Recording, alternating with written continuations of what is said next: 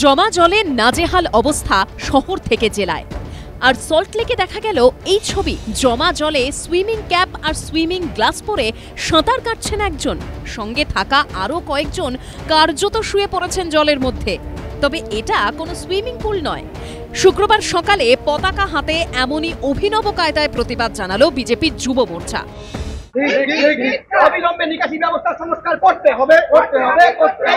ঘটনাস্থলে এসে বিধাননগর থানার পুলিশ বিজেপি যুব মোর্চার কর্মীদের সরিয়ে দেন। বিধাননগর থেকে সারা কলকাতা আজকে টেমসের নদী হয়ে গেছে। নিকাশি ব্যবস্থা কেন হচ্ছে না? নিকাশি ব্যবস্থা কেন হচ্ছে না? বিধাননগরের মানুষ, কলকাতার মানুষ এই ভুক্তভোগী হবে কেন? বিধাননগরে পৌর নিগম কি করছে? আজকে এটা কেন হয়েছে? পুকুর, জলাশয়, নয়নজুলি সবকিছু ভরাট করে দিয়েছে।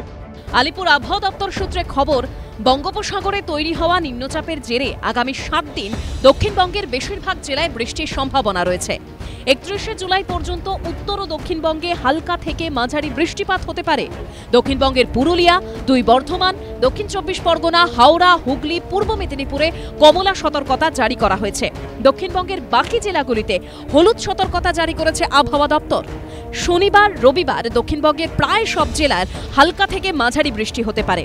পাশাপাশি উত্তরবঙ্গের দার্জিলিং ও কালিম্পংয়ে ভারী বৃষ্টিপাতের সম্ভাবনা রয়েছে। আবহাওয়া দপ্তর বলছে, বজ্রবিদ্যুৎ সহ বৃষ্টির সঙ্গে 30 থেকে 40 কিলোমিটার বেগে ঝোড়ো হাওয়া বইবে। হালকা মাঝারি রেন দক্ষিণবঙ্গের জেলাগুলোর অধিকাংশ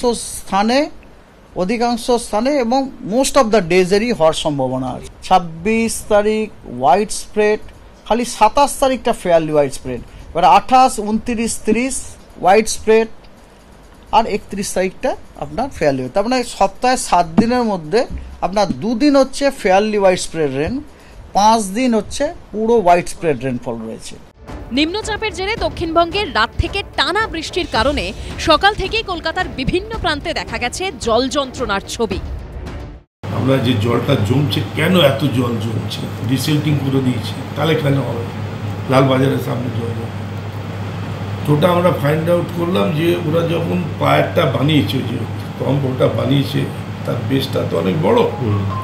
আমাদের ড্রেনটা, যে মেন ড্রেন, সেটাকে ভেঙে দিয়ে ড্রেনটাকে দুদিক দিয়ে বার করে দিয়েছে উইদাউট এনি ক্যালকুলেশন যে এই পায়ারটা বসার জন্য আমার কত ফ্লো মার খেল উপচে আছে, জলটা দিকে যেতে পারছে না ওই মেট্রো পায়ারের জন্য।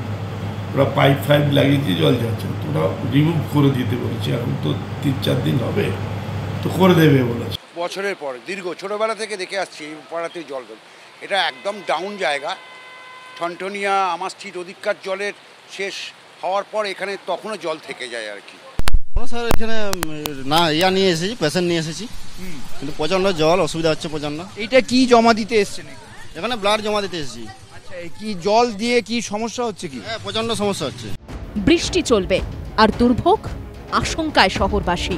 সৌমিত্র রায়, রঞ্জিত সাউ ও প্রতদীপ ভট্টাচার্যর রিপোর্ট, এবিপি আনন্দ।